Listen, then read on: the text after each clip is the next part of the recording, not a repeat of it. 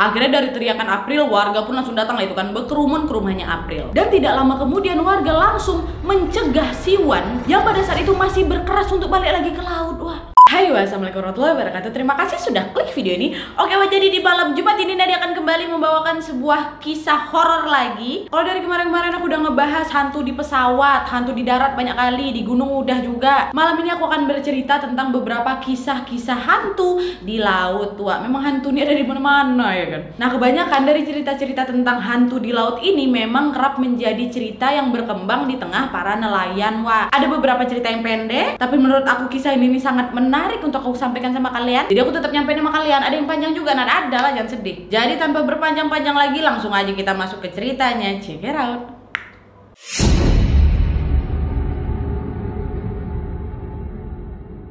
Nah, hantu laut pertama adalah mitos dari hantu Untey Eik dari Laut Aceh. Wah. Memang cerita yang pertama ini datang dari Aceh, dari tempat kelahiran aku ya kan. Dan sebenarnya juga aku nggak terlalu banyak dapat informasi nih tentang laut ini. Di artikel yang aku baca cuman ada satu pemberitaan tentang si hantu ini. Jadi menurut ceritanya adalah itu mitos hantu laut yang kerap diceritakan di tengah-tengah para nelayan Aceh yang dipanggil dengan sebutan hantu laut Untey Eik. Mohon maaf nih ya, aku kalau misalnya salah menyebutkannya. Tapi selain disebut Untey Eik, ada juga yang nyebutnya Untile. Nah, untuk arti dari apa yang aku sebutkan tadi, aku nggak ketemu tuh waktu udah baca-baca. Mungkin dari sini ada Aceh yang bisa mengartikan apa itu Untey Eik dan Untile, bisa langsung komen di bawah aja ya. Nah, kita langsung masuk aja ke ceritanya. Jadi nih ya, menurut cerita yang berkembang di antara para nelayan di lautan tersebut, mereka mengatakan bahwa jenis hantu ini tidak menampakkan wajah yang seram. Akan tetapi hantu yang satu ini mampu menenggelamkan perahu nelayan di tengah samudera luas itu katanya. Seperti yang dikisahkan oleh salah seorang nahkoda senior di Pelabuhan Perikanan Nusantara ID Aceh Timur yang bernama Bapak Sulaiman alias Pawang Leman. Nah, menurut penuturan beliau, hantu laut Untey Eik ini sering ditemukan nelayan di laut di malam hari. Untey Eik ini mempunyai bentuk seperti butiran putih air laut gitu. Nah, Untey Eik ini akan naik ke perahu nelayan lewat tali pukat atau tali jangkar yang menjalar ke air tuh. Nah, pertama-tama katanya butiran putih itu akan naik ke perahu lewat tali yang bergelantungan di air itu. Nah, setelah berhasil memasuki perahu, butiran tersebut akan langsung menjalar ke puncak tiang dari layar perahu. Nah, lama-kelamaan tuh butiran putih tersebut akan membesar dan menjadilah air. Nah, apabila sudah menjadi air ini, Untey Eik ini akan bisa memenuhi kapal dengan air tersebut hingga kapal itu bisa tenggelam. Jadi hantunya itu berupa air saja nih. Iyalah kan kalau dari cerita ini ya kan. Nah, menurut Bapak Sulaiman ada tuh cara untuk mengusir Untey Eik ini dari atas perahu. Nah, katanya sebelum Untey Eik ini sempat besar dan berubah menjadi air, awak perahu itu harus mengusirnya dengan menggunakan bulu pohon aren atau bulu hijau atau disiram, mohon maaf ya, disiram sama air kencing. Jadi nih biasanya di saat Pak Sulaiman ini melaut, jika dia tahu kalau Untey Eik ini naik ke perahu Pak Sulaiman, maka Pak Sulaiman beserta awak kapalnya akan menyiram Untey Eik itu dengan itu air pipis itu yang memang sudah mereka tampung di dalam gayung. Nanti udah disiram, nggak jadi dia menjalar ke atas itu. Nah, tapi apakah memang betul hantu laut Untey Eik ini memang beneran ada atau cuma sekedar mitos di kalangan nelayan Aceh aja? Ya udah, aku balikin lagi ke kepercayaan kalian masing-masing ya. Tapi dari sini kita bisa belajar hantu tuh nggak cuma sosok menyeramkan aja, air juga bisa disebut hantu di sana. Nah, menarik kan, singkat memang. Kita lanjut aja langsung ke cerita berikutnya ya.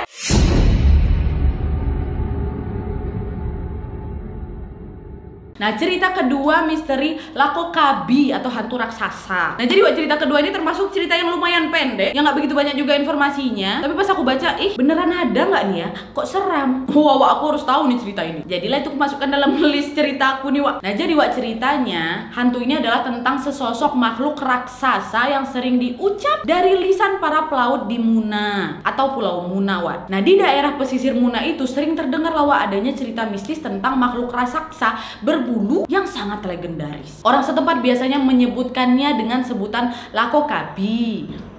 Jangan medok, Lakokabi. Nah, kisahnya sama seperti hantu longga yang ada di Sulawesi Selatan. Bedanya cuman kalau hantu longga itu ada di hutan, nah Lakokabi ini ada di laut. Konon katanya nih tinggi Lakokabi itu bisa mencapai puluhan meter dengan ukuran kaki sebesar 3 meter. Kalian bayangkan segede apa tuh? Dan Lakokabi ini memang banyak diperbincangkan di kalangan petani dan juga nelayan di Muna pada era tahun 1960-an sampai 1980-an, Dan Lakokabi ini dipercaya oleh masyarakat nelayan setempat sebagai makhluk yang tidak bersahabat. Makhluk yang diceritakan mempunyai penampakan yang menakutkan ini sering membuat warga setempat resah pasti. Meski Lakokabi ini jarang menampakkan diri, Wak, tapi Lakokabi ini dikenal sangat jahat jika sudah mengincar mangsanya. Dan menurut seseorang yang mengaku telah melihat Lakokabi dengan mata kepalanya sendiri, dia berkata, kalau ada jejak kaki raksasa, pulanglah. Jangan memaksakan diri menetap di laut. Karena dia pernah mengalami pengalaman horor tersebut, Wak, dimana pada saat itu dia tuh sedang menyusuri pesisir laut, ya kan. Dan tiba-tiba dia melihat makhluk misterius itu sedang berbaring di lembaran akar bakau besar yang rindang. Saat dia menyadari bahwa sosok itu adalah sosok Lakokabi, dia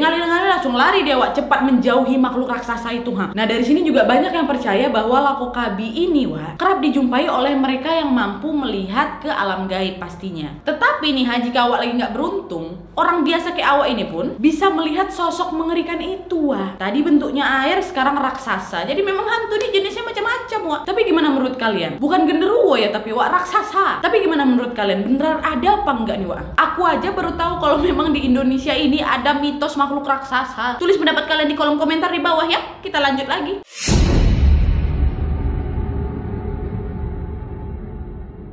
Nah, mitos hantu ketiga adalah mitos hantu Funayurei di lautan Jepang, Wak. Jadi cerita ketiga ini datang dari Jepang, Wak, nggak Indonesia lagi. Dimana di sana laut sendiri menjadi area yang memiliki banyak sekali sejarah mitos di Jepang, Wak. Salah satunya sebuah cerita ketika orang-orang yang telah meninggal di laut berubah menjadi roh pendendam. Nah, mereka inilah yang akhirnya menjadi jenis hantu yang disebut Funayurei ini, Wak. Dalam kisah mitosnya nih, Wak, ya, mereka adalah bayang-bayang para pelaut yang tenggelam dan kemudian bergentayangan di dunia untuk bisa menemukan teman-teman lama mereka. Kemudian mereka akan membawa si kawan-kawannya ini pergi ke laut bersama mereka. Nah, seperti penampakan hantu-hantu biasanya, Wak, Funayurei ini biasanya muncul sebagai sosok yang mengenakan jubah penguburan putih.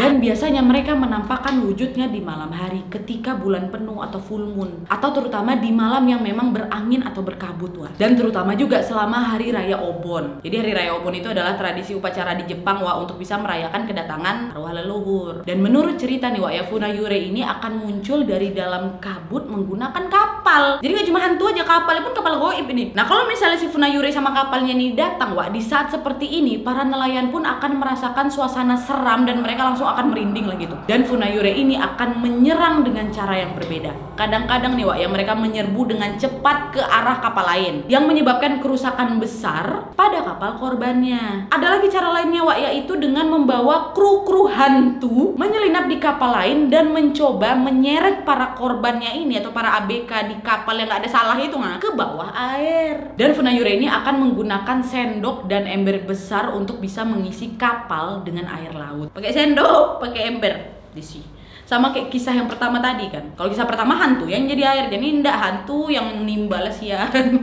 Kok jadi lucu? Udah ulang lagi. Enggak usah ulang, lanjut. Dari situlah kapal si korban ini akhirnya tenggelam akibat serokan dari air si Funayurei dan kawan-kawan dia ini. Tapi, Wak, kadang-kadang diceritakan kalau si Funayurei ini menyerang bukan tetapi sebagai satu hantu yang sangat besar yang naik dari air untuk membalikan sebuah kapal. Jadi dia nggak bawa kapal, cuman badan yang membesar terus dibalikannya lah itu kapal korbannya. Dan dikisahkan juga nih, Wak, ya, para kru awak kapal yang pintar dan berpengalaman biasanya dapat mengakili si Funayurei ini, Wak, dengan cara membawa ember dan gayung yang sudah berlubang di bagian bawah kapal mereka, sehingga hantu-hantu itu tidak akan dapat lagi membanjiri kapal. Jadi kalau misalnya diisinya, ya udah air itu akan keluar lagi di ember yang sudah dibolongin itu. Dan kode nih, Wak, ya, katanya apabila tidak ingin diserang oleh si Funayurei ini, para pelaut akan berlayar menabrakkan kapal mereka dengan si kapal Funayurei ini. Misalnya nampak nih dari jauh kan, oh itu kapal Funayurei nih, mau dikerjainnya kita nih. Gimana, Kapten? Antam aja sudah, diantam, jadi nggak menghindar mereka. Namanya kapal hantu, ya terubus aja lah gitu kan. Jadi gitu, Wak, kisahnya. Jadi hantu Jepang itu jangan kalian pikir cuma keluar dari sumur aja, keluar dari kapal. Itu kisah ketiga. Kita jom lanjut ke kisah keempat lah ya, biar cepat. Aku takut ini biar kalian tahu.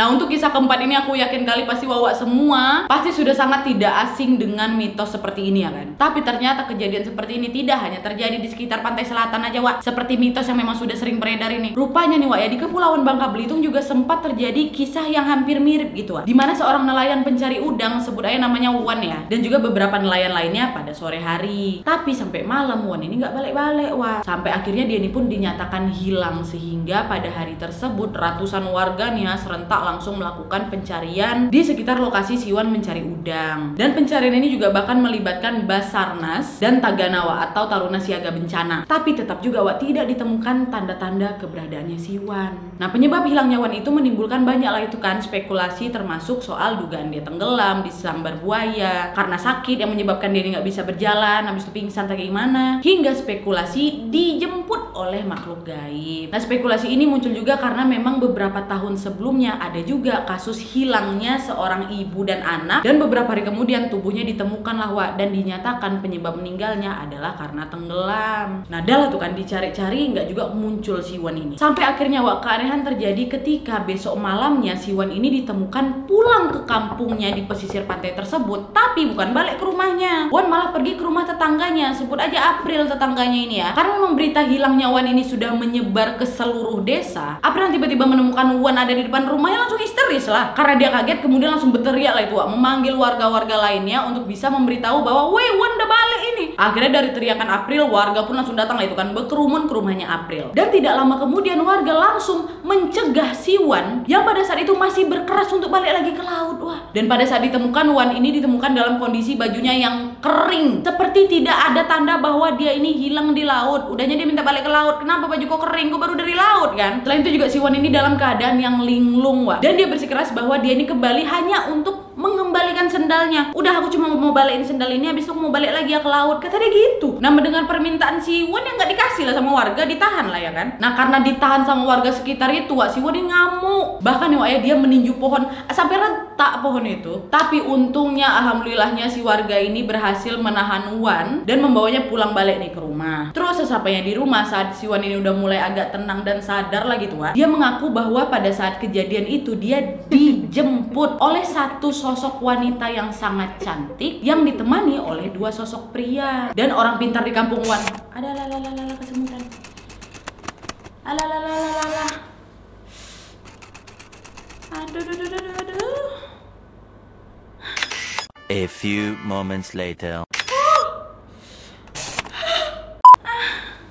Sorry, kita lanjut. Nah, setelah kembalinya si Wan ke rumahnya itu, orang pintar di kampung Wan pada saat itu juga mengatakan bahwa Wan ini memang sudah diincar untuk dibawa kembali ke alam lain. Sayangnya juga, Wak, ya, memang tidak ada informasi yang jelas nih dari si orang pintar ini mengenai kemana si Wan ini akan dibawa. Namun bahkan nih setelah kepulangannya si Wan, ketiga sosok ini dipercaya masih mengikuti Wan dan berusaha untuk membujuk si Wan untuk bisa kembali lagi ke laut. Sehingga pada saat itu Wan ini tidak bisa ditinggalkan sendirian di rumah tanpa penjagaan, karena dia ini bisa tiba-tiba kemasukan dan dikhawatirkan akan berjalan balik lah itu ke laut, habis itu menghilang. Dan orang pintar yang tadi itu pun menyarankan untuk bisa mengadakan ritual selamatan laut lah gitu, Wak, di perairan tersebut yang sebenarnya dulu memang merupakan ritual tahunan gitu lah, Wak, yang rutin dilaksanakan oleh warga sekitar. Tapi entah kenapa 3 tahun belakangan itu katanya ritual tersebut entah karena alasan apa jarang dilakukan lagi gitu. Tapi ya yang anehnya ya, kalau memang dia pergi ke laut nih dia kan pengen balik ke laut, kenapa dia datang-datang kering ya? Orang rumahnya juga di pesisir pantai, harusnya kan seberapa jauh sih kok jalan dari laut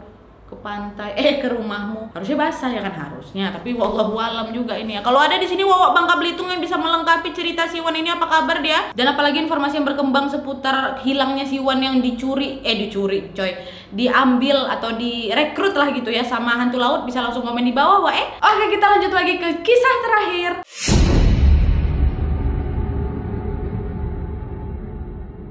Nah, kali ini, Wak, cerita terakhir ini berasal dari seorang pemilik sekaligus nahkoda kapal yang kita sebut aja namanya Yazid, yang memang biasanya membawa turis di Pulau Komodo, Wak. Namun walaupun memang mitos mengenai hantu laut ini banyak sekali dipercaya oleh mereka yang kerja dan hidupnya sering di tengah laut, sebenarnya Yazid ini termasuk dalam segelintir orang yang tidak pernah percaya kalau hantu itu ada. Tapi pengalaman terakhirnya yang membawa turis dari luar negeri dengan tujuan ke Labuan Bajo inilah yang akhirnya mengubah segalanya. Nah, diawali dari Jadi perjalanannya membawa si turis ini ke suatu pulau, sebut aja pulaunya A, yang mana di sebuah titik selat itu memang sering terjadi kecelakaan, bahkan hingga menghilangkan nyawa para nelayan karena memang arusnya lumayan deras lah gitu di titik dekat pulau A itu ya. Nah suatu sore waktu si Yazid lewat di situ, tiba-tiba dia mendengar ada suara minta tolong gitu, yang berasal dari lautan. Nah teriakan ini terdengar sangat jelas, seakan memang sumber suara ini berasal dari samping kapalnya. Padahal saat itu tidak ada orang sama sekali di lautan tersebut, Dan tidak lama kemudian ombak dan arus langsung berubah menjadi semakin besar, sehingga si Yazid ini harus menepikan kapalnya di sebuah pantai yang memang jarang didatangi oleh manusia. Dan mau nggak mau karena memang arus itu lumayan kencang, mereka pun harus bermalam lah di sana. Sampai di tengah malamnya, pada saat itu para turis udah terlelap tidur ya. Tapi memang di atas kapal yang tengah mengapung tidak jauh dari pantai. Kira-kira jam 10 malam lah gitu terjadilah sesuatu yang tidak hanya dirasakan oleh Yazid, melainkan juga sama semua penumpang. Apa itu Ya betul kali, Yazid dan seluruh penumpang di kapal tersebut kembali mendengar suara minta tolong, yang lagi-lagi sumber suaranya itu sangat dekat, seperti di pinggir kapal mereka. Namun karena tidak ingin menciptakan kekhawatiran penumpangnya, Yazid pun langsung bersikap pura-pura tidak mendengar suara itu, padahal dia dengar itu. Sementara turis-turis yang lagi tidur itu, mereka terbangun karena memang mendengar suara itu jelas sekali tuh jadi nggak bisa balik tidur lagi lah ya kan. Nah para penumpang yang semuanya wanita ini segera meminta Yazid untuk beranjak dari tempat itu. Nggak betul ini, pergi yuk pak, katanya. Nah untuk mengikuti keinginan penumpangnya Yazid pun langsung lah itu, oke, siap sister. Dia langsung lah diangkat jangkarnya dan segera menuju pulau yang kita sebut aja Pulau X, dekat dari situ juga, yang seharusnya memang menjadi destinasi akhir pada malam itu. Tapi sialnya arus di lautan itu justru semakin besar dari sebelumnya, bahkan sudah berada di level yang cukup membahayakan, sehingga si Yazid ini pun langsung lah balik kembali memutarkan kapalnya ke arah pantai yang sebelumnya tadi. Ya mau nggak mau lah ya kan, dibanding kita tenggelam kena ombak, ini kak kita balik aja, mending kita dengar ya udah suara itu, orang cuma suara kok bukan ombak gitu, mungkin dalam hati dia. Bukan dalam hati dia ngomong lah sama sister itu. Ya udah betul mau nggak mau mereka memilih untuk diteror oleh suara misterius daripada harus melawan arus laut yang memang bisa mengancam keselamatan jiwa mereka semua ya kan. Dan lah dibalik lagi tuh ke pantai yang pertama kali itu. Dan pada saat itu Yazid memutuskan, udah tenang kalian tidur aja, saya tidak tidur kok malam ini, katanya, untuk menjaga kalian. Dah tidur, katanya gitu. Terus nggak lama kemudian ada tuh satu penumpang yang turun mau ke toilet. Nah ketika si penumpang ini menuruni tangga, dia lagi-lagi mendengar ada suara teriakan minta tolong. Yazid yang memang pada saat itu sedang duduk di kemudi juga mendengar suara yang sama. Tapi kali ini bukan dari laut sumber suara tersebut justru berasal dari arah tepi pantai. Seketika mendengar hal tersebut, si penumpang yang baru turun itu langsung berteriak, astagfirullah Pak Yazid, tuh ada hantu di pantai, kata dia. Yazid yang kaget mendengar perkataan si penumpang itu langsunglah mengambil senter kan, dan menyorotkan sinar senternya itu ke arah pantai. Terus waktu diarahin tuh nampaklah itu sesosok perempuan berambut sangat panjang, bahkan sampai menutupi wajahnya nih dan memakai baju warna putih. Refleks lah kan, karena kaget beserta takut nih Yazid langsung lompat ke depan, ditarik jangkarnya dan bergegas untuk segera kabur dari tempat itu. Yazid pun langsung mengarahkan kemudi menjauhi pantai itu dan menuju pantai selanjutnya, pulau selanjutnya. Tapi bukan Pulau X tadi yang ombaknya gede kali. Udahlah balik ke pulau lain aja lah kita dulu ya, katanya. Terus selang 1 jam sejak kepergian mereka yang tadinya gagal karena ombak besar, beruntunglah pada saat itu laut sudah mulai beranjak tenang ini. Kapal pun mulai selamat tuh sampai di Pulau Y lah katakan. Dah diam lah itu mereka di Pulau Y itu. Nah sejak dari situlah Yazid percaya bahwa hantu itu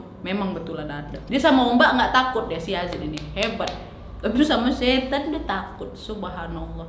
Kita nggak tahu juga lah kan posisi Yazid pada saat itu. Mungkin karena kaget apa kayak gimana, bantailah ombak-ombak lah dibanding kulit setan, mungkin ya, karena nggak tahu. Oke jadi ya gitulah kira-kira sedikit gambaran mengenai fenomena gaib di lautan ya Tapi nih ya, walaupun memang mungkin kalian seram lah gitu kan dengar cerita aku, tapi aku yakin kalian nggak akan kapok kan buat traveling menyusuri wisata pantai dan laut juga, terutama di Indonesia yang memang cantik-cantik kali pemandangannya. Kalaupun memang lah nih ya kalian entah pas lagi liburan ke pantai mana atau naik kendaraan laut, aku cuma pesan tetap hargai lingkungan sekitar kalian ya. Jangan buang sampah di laut, karena kalau memang urusan sampah itu memang patut marah ya semuanya, termasuk kita sama makhluk gaib, hewan-hewan laut juga. Dan jangan lupa juga sebelum memasuki wilayah baru kan, apalagi sebagai turis, pastikan kalian harus tahu dulu cara atau norma yang memang berlaku di sekitar tempat yang mau kalian kunjungi. Jangan sampai melanggar aturan-aturan baik secara hukum tertulis maupun apa yang dipercaya oleh warga sekitar yang nggak ada salahnya kok dan nggak susah juga. Kalau jangan buang sampah sembarangan itu udah pasti Tapi kalau misalnya kan ada kan di beberapa tempat kayak nggak boleh pergi ganjil, harus ngomong ini dulu gitu kan ada, ya udah sebutin aja. Memang udah kepercayaan warga sekitar, hargai aja, Wak, nggak ada susahnya. Jangan sombong, jangan takabur ya. Dan aku juga yakin Wak ya, walaupun memang mungkin udah banyak kali lah kan yang percaya sama hantu. Aku juga sedikit banyak yakin sih, walaupun mungkin udah banyak lah kan yang nggak percaya sama yang namanya pamali atau larangan-larangan orang zaman dulu yang mungkin kurang masuk akal nih kalau kita tempatkan di zaman sekarang. Tapi Wak, kalau memang urusannya udah sama alam, seringnya memang aturan atau larangan tersebut dulunya lahir sebagai bentuk dari kepedulian nenek moyang kita yang memang senantiasa berusaha untuk hidup selaras berdampingan dengan alam. Nah, untuk menghormati dan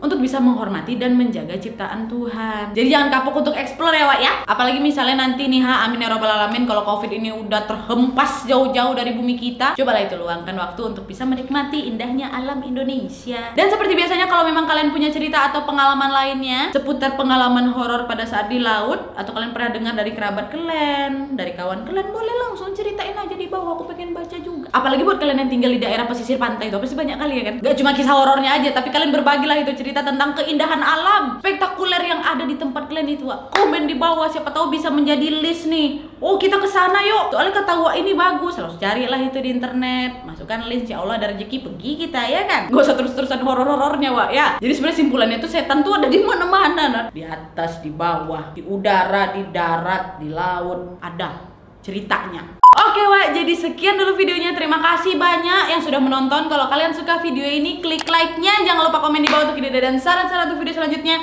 Jangan lupa nyalain notifikasinya supaya kalian tahu kalau aku upload video baru. And as always, jangan lupa untuk klik tombol subscribe supaya kalian sama-sama tahu informasi menarik dan menegangkan dari channel aku. Buat kalian yang gak mau ketinggalan koleksi pashmina dari Salita bin Nadia Omara, boleh langsung klik aja linknya di description box di bawah Wak ya. See you next video Wak, bye.